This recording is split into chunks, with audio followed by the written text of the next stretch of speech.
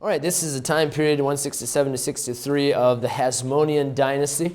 The things that immediately precede this, of course, we looked at the other day with the Maccabean revolt and the family of Mattathias, the man who refused to obey the orders of the king's officer and make that sacrifice in Modin.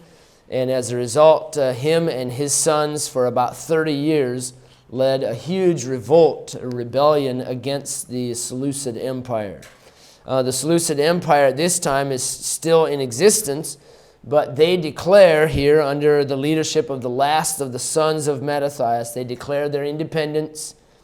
And now John Hyrcanus is the one who claims independence, thus beginning a brand new dynasty that lasts for about roughly 100 years, 167 to 63. At 63 BC, the nation of Israel and the Jews, from that time until 1948, were not an independent country. In 1948, of course, they again claimed their independence. And now there's no bloodline now for kings. There are no kings in Israel these days. Sounds like a Bible verse, right? There's no king in Israel. But anyway, so for about 100 years, this is a different kingdom, really an illegitimate dynasty. Okay, look in Hosea chapter 8. Hosea chapter 8. It's an interesting phrase here by the prophet Hosea. Hosea, Joel, Amos. There we go. Hosea chapter 8. Not verse 6, verse 4. Hosea 8, verse 4. This is not in reference to the Hasmonean Dynasty. I understand that, but it proves a point that I want to make.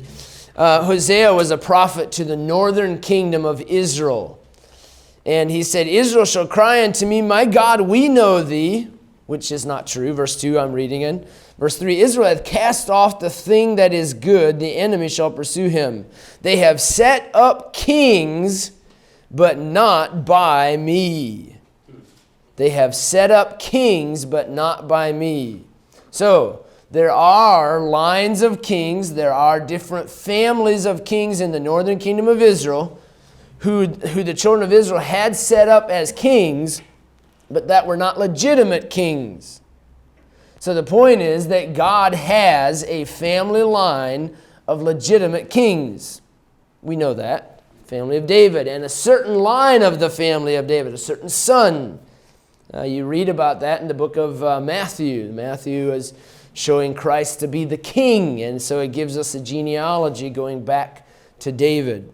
Anyway, so the point is that there are kings in Israel's history that are not the kings that God had appointed or intended. Okay? So let's go to Genesis 49, verse 10. Genesis 49, 10. Let's see which family line was supposed to produce the kings. Genesis 49, verse 10. The scepter shall not depart from Judah, nor a lawgiver from between his feet until Shiloh, until the Christ, until the fulfillment come. And unto him shall the gathering of the people be. We're not going to look at the book of Ruth, but the book of Ruth, at the end of Ruth chapter 4, the book of Ruth is more than a love story. Sorry to break your bubble there, girls. You're all excited about the book of Ruth. It's more than a love story. It is a love story, by the way, but it's more than that. It is a record of the family line going from Judah, as we see in Genesis 49:10, to King David. So David is in the family line of Judah where the scepter would come from. Okay, so that's part of the purpose of the book of Ruth. This Hasmonean dynasty is not in the line of the kings of Judah or of David, a few hundred years after Judah. Taking control of the kingship violated the people's trust because it transgressed the law. The Bible stipulated the kingship should should always rest in the tribe of Judah, as it did once David's line was established. So in the southern kingdom, almost all the kings were in the line of David. The only one was a queen, Athaliah. Yes? So in Genesis 49:10, what's that prophecy referring to? Because I've heard it said before that that's talking about when the Romans took away the scepter, the ability to do capital punishment from the Jews. Until Shiloh come? Until Shiloh, talking about Jesus comes. Like at the time that he came is when even the Sanhedrin held their power. Was taken away. I guess when's the end of that? When did the scepter depart? Okay. I don't think it's extremely Okay, well that's not completely true. The Jews didn't have a king in place until the time of Christ. They didn't have one right now in the time period we're dealing with. I believe that's talking about prophetically until the coming of the Christ. Because there's this big gap between... Sure, but that, of course, in prophecy, there's gaps of time, and to me that fits more the idea that this is still a future event until the coming of the King. But in prophecy, there are often gaps of time, and I've always understood as this being one of those cases. Sure.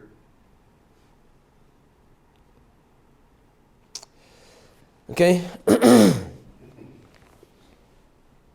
All right. The kingly line was to be separated from the priesthood, which came out of the tribe of Levi, from which Aaron descended. So let's go to the book of Numbers, chapter 3. And the Bible is very, very clear here that the family of Aaron, in Numbers chapter 3, the family of Aaron would produce the priesthood. Numbers chapter 3, verse 6. Bring the tribe of Levi near. So that's the tribe of the Levites. There are many families in the tribe of Levi. One of those families was Aaron. And Aaron's family was chosen to be the priests. So always understand that there's a big difference between the priests and the Levites. They both come from the tribe of Levi, but both lines are not in the priesthood. The Levites were teachers, primarily. The priesthood, it was their job as far as atonement for the sins of the people, offering sacrifices, and working with the temple itself and the tabernacle before the temple. And it says here what they would do. They shall keep his charge and the charge of the whole congregation for the tabernacle of the congregation to do the service of the tabernacle. And they shall keep all the instruments of the tabernacle of the congregation and the charge of the children of Israel to do the service of the tabernacle. Okay, that was the job of the priesthood originally. Of course, over time, there are many thousands, hundreds of thousands of priests born into this line. So their purpose changed, of course. When the tabernacle was gone, their purpose changed. So there are different purposes. I know that this position kind of evolved. I know it's a bad word, but it kind of evolved. It became other things because there were a lot more people that were priests than just originally here that their job was to serve in the tabernacle. And thou shalt give the Levites unto Aaron and to his sons. So the Levites, the rest of the Levites, were underneath the charge of the Aaronic priesthood. They are wholly given unto him out of the children of Israel. And thou shalt appoint Aaron and his sons, and they shall wait on their priest's office, and the stranger that cometh nigh shall be put to death. All of these high priests in the line of the Hasmonean Dynasty, these usurpers, should have been put to death for usurping authority.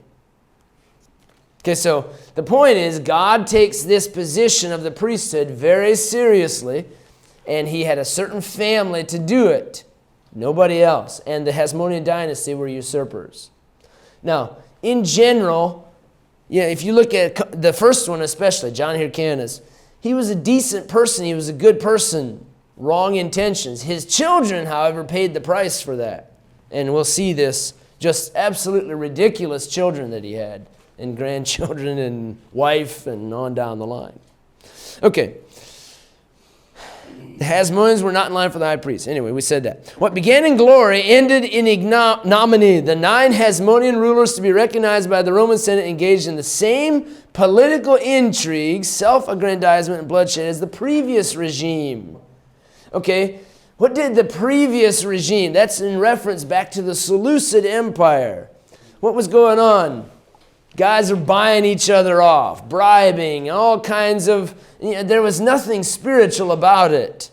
Okay, they would buy the position of the high priest. What does the high priest do? You're supposed to go into the Holy of Holies. Okay, there's nothing holy about these guys. Okay?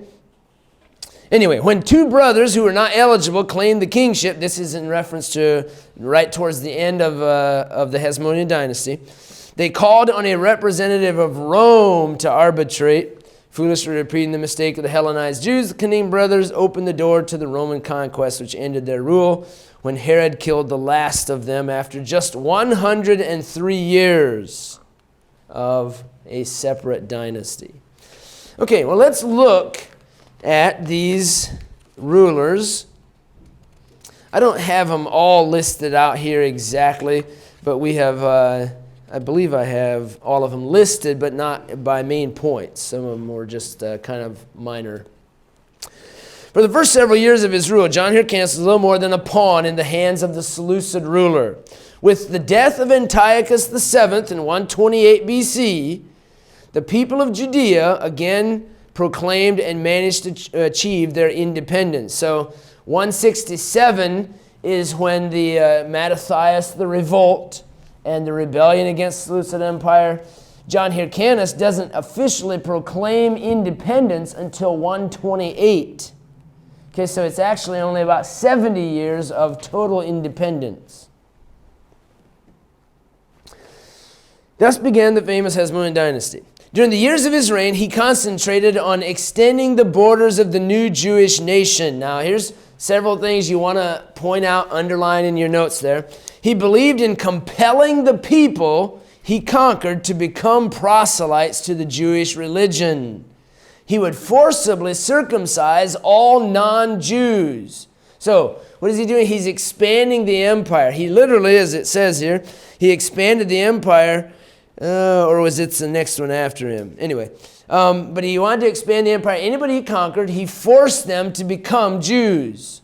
And he's not the first one to do that. His son does the same thing. He demanded that people of entire cities and regions comply with Mosaic law. Okay, what do you think about that? Who is the law of Moses intended for? Okay, it's for the Jews. It's not for Gentiles. Thankfully, I'm a Gentile in this case. The next ruler, Simon's son, he was a powerful and ambitious ruler. Among his many heirs, he also does the same thing, basically, anti-Jewish. As part of his effort to expand the borders of Israel and strengthen the country, he forcibly converts the newly conquered people, something Judaism had never done before or since. Jews actually discourage converts. Okay? To this day, they discourage it. It's very difficult to become a Jew. You don't just say, I think I'll become a Jew for a while, That's like, Joel, I don't know if you ever had seen this, but I knew of some people who tried to become Amish. That's hard to do. You got to learn a new language. You got to learn a new culture. You got to learn to work. Sorry, I had to slip that one in there. But you got to learn a lot of new things. And one time, my parents, early on after we had left the Amish, they were visiting some of their relatives. And these people who had just joined the Amish and had given up their cars and electricity. I mean, you can imagine trying to become this. And they met them on the road, and Dad said, they're going by each other. And Dad stops. That's the way he does it. He talked to them there on the horse and buggy. He said, what are y'all? Who are you? Or where are you? And they spoke in English. And they said, we just became Amish, and we heard that you guys left the Amish. And they got really angry at Dad, for deserting his family and all the rest of the things that they always say.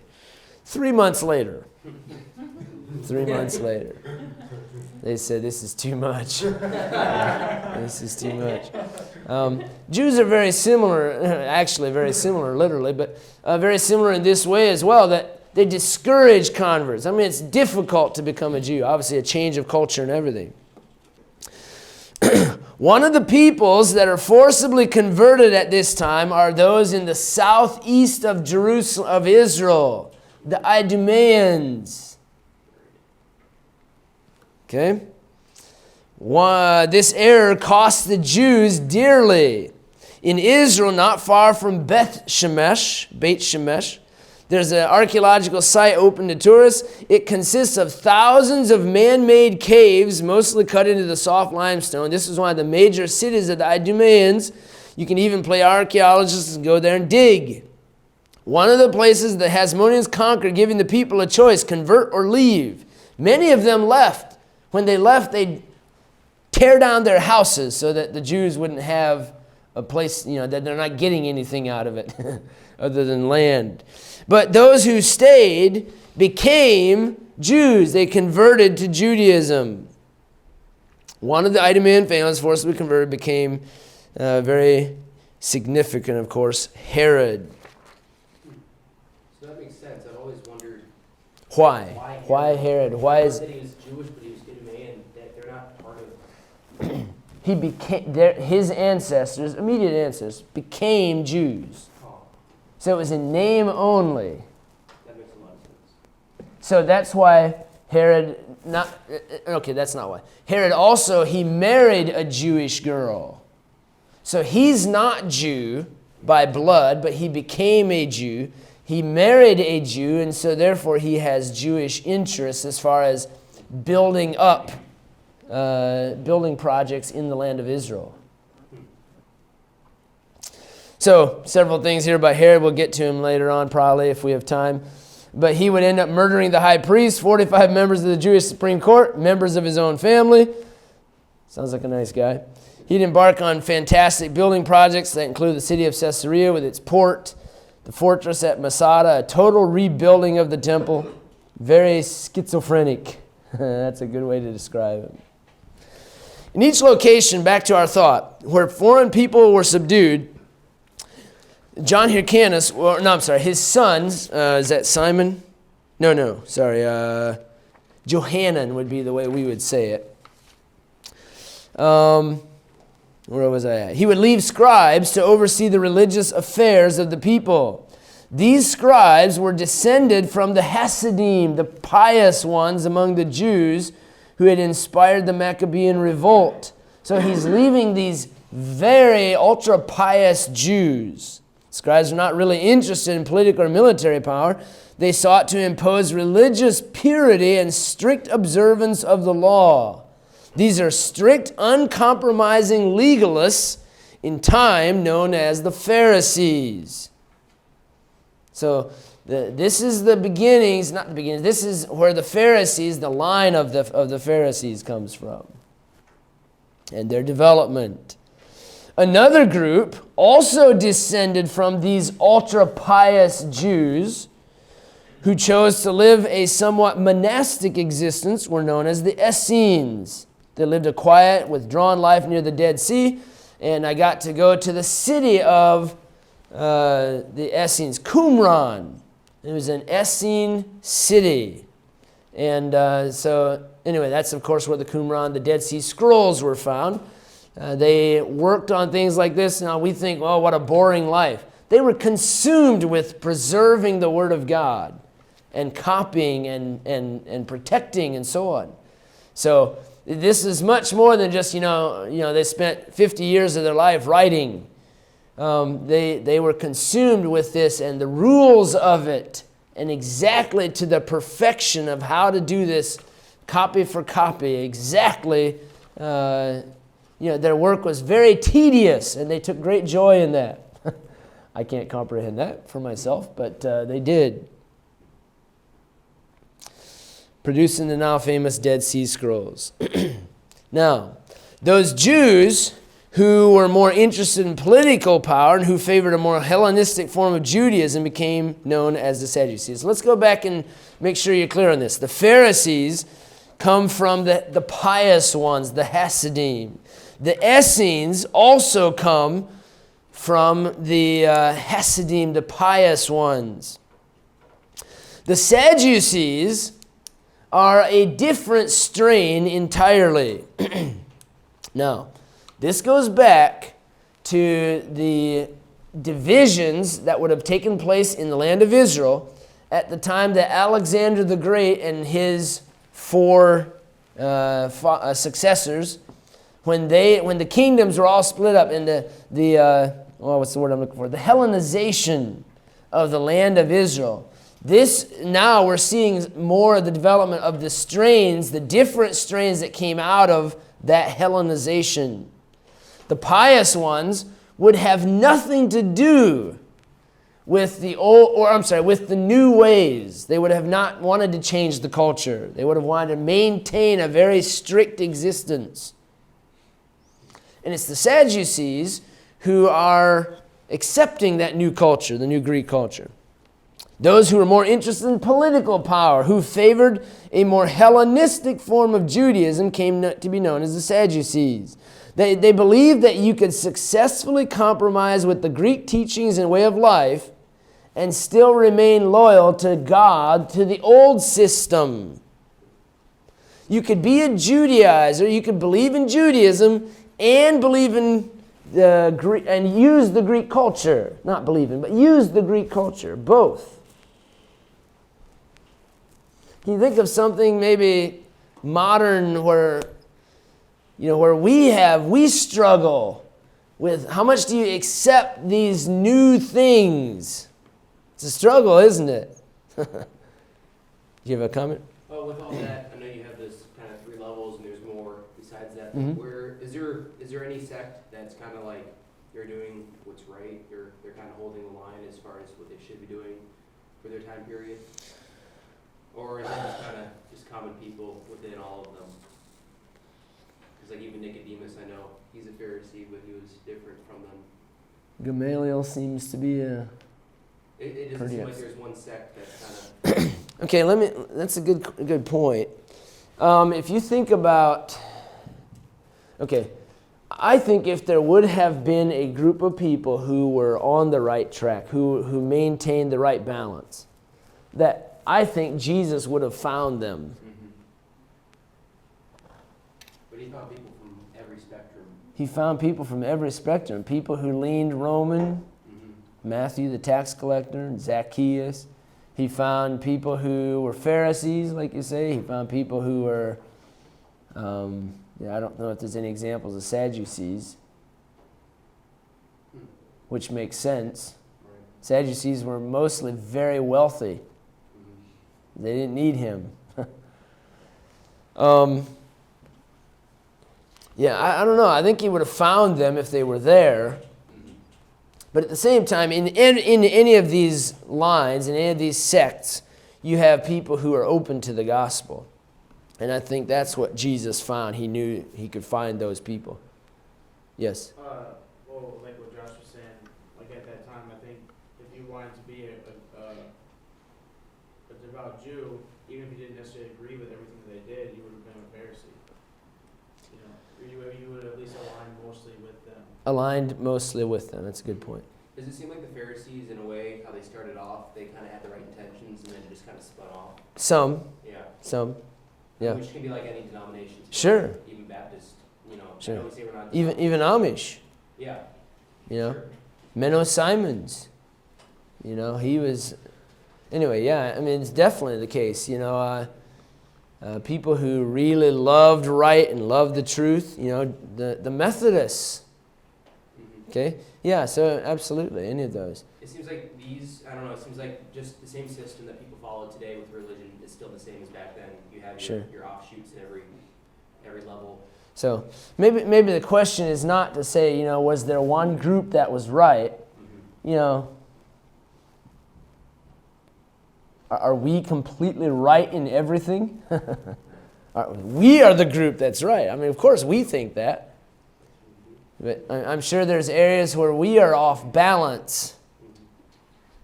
Okay, stress one thing over another and so on. So,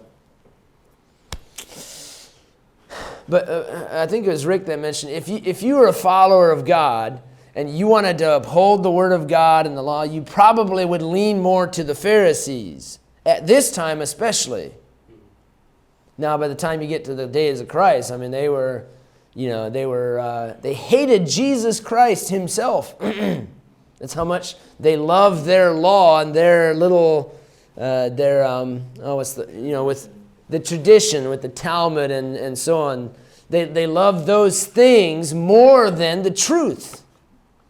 And Jesus, of course, he just stick the knife in them, and twist it a little bit and get them really angry. All right, capital letter F. John Hyrcanus was a great lover of God's law and also a devout Pharisee. And from all indications I've read about, I believe that he did love the truth. He did love the Word of God. And he was a Pharisee, although he did seek to force his religious beliefs on others. Do you know of anybody else like that in a more modern history? Huh? Oh, yeah, but they didn't love the truth. I think more acceptable to us. Martin Luther. Okay, they loved the truth. They wanted more of the truth, but they still had a lot of contamination. So they wanted to persecute anybody who disagreed with them.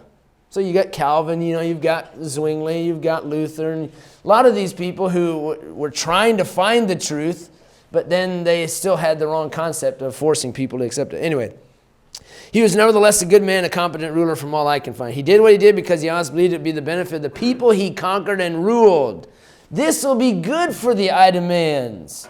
We're going to make them get saved. It doesn't work. He felt by forcing, he was improving their prospects in life by forcing his religious beliefs upon them. His children were an entirely different matter. Being raised in a luxurious palace, they regarded themselves as aristocrats, as superior to other people. Now, here you see this conflict again. The Greek culture conflicting with the old culture of the Jews. Their schooling was more in the Greek than the Hebrew areas of study, and they came to regard the Pharisees with outright loathing. Their dad was a Pharisee, and they hated the fact that they were just, I can just picture, they were too narrow-minded. By the way, when people accuse you of being narrow-minded, don't run from that. Say thank you for the compliment. That means I like the truth. Okay? So don't run from that compliment. Okay? Accept it and appreciate it. But they regarded the Pharisees with outright loathing. Their father was a devout Pharisee. They sided more with the Hellenistic Sadducees. Now, look at the next names. Aristobulus the first, Alexander Jannaeus, and there's another Aristobulus and so on. All of these are Greek names, listen, that the children changed their own names to. They used to have Hebrew names, and they changed their names to Aristobulus and Alexander Jannaeus. Well, I wonder where he got Alexander from. Right? So they're wanting to accept the Greek culture and the Greek way of life. So let's look at a couple of these pretty unbelievable stuff here. Aristobulus the first. He didn't reign long. He was a nut job.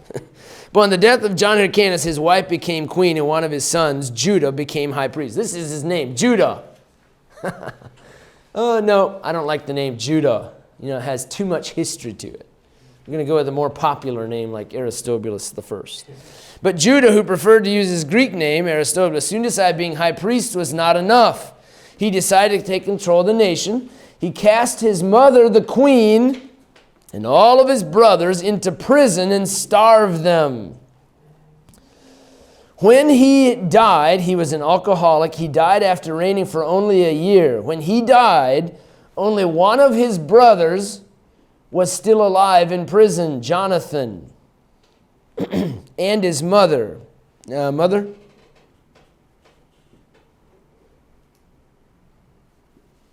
Where's Alexander? Okay. Oh, sorry. I got it mixed up. I'm reading it the wrong way. So, Jonathan's the only one still alive. Jonathan is Alexander Jannaeus. So Jonathan gets out of prison when Aristobulus dies. His widow, Aristobulus' widow, Alexandra, she went and released her husband's brother Jonathan and married him. Okay? Maybe she's just trying to keep the levirate marriage law. Right. She was 37. Her brother-in-law was 22. Okay? She marries him. Jonathan took the throne and gave himself the name Alexander Jannaeus. No less cruel than his own brother Aristobulus, his first official act as king was to have the remainder of his family, which had been overlooked by Aristobulus, slaughtered. He was a Sadducee, and he loved the Greek way of life. He reigned for a long time. Look at that, 103 to 76, so about 28 years. History describes him as uncouth, a drunk, guilty of all manner of scandalous behavior. The Jews who were faithful to their God and to the law absolutely hated this man. The Pharisees hated him. For the next 27 years, the people of Israel lived without peace. Alexander was constantly leading the people into war so to extend the borders of the kingdom. He was quite successful and extended the kingdom to the largest point since the time of King David. In the year 94 BC, at the Feast of Tabernacles, several things that he did here. He decided to perform an act which would display his contempt for the Pharisees and their strict legalistic observance of the letter of the law. In front of all the people, he poured out a water offering at his own feet, rather than upon the altar of God as prescribed by the law. Of course, that made all the Pharisees angry as all get out. People in the temple were outraged, began throwing fruit.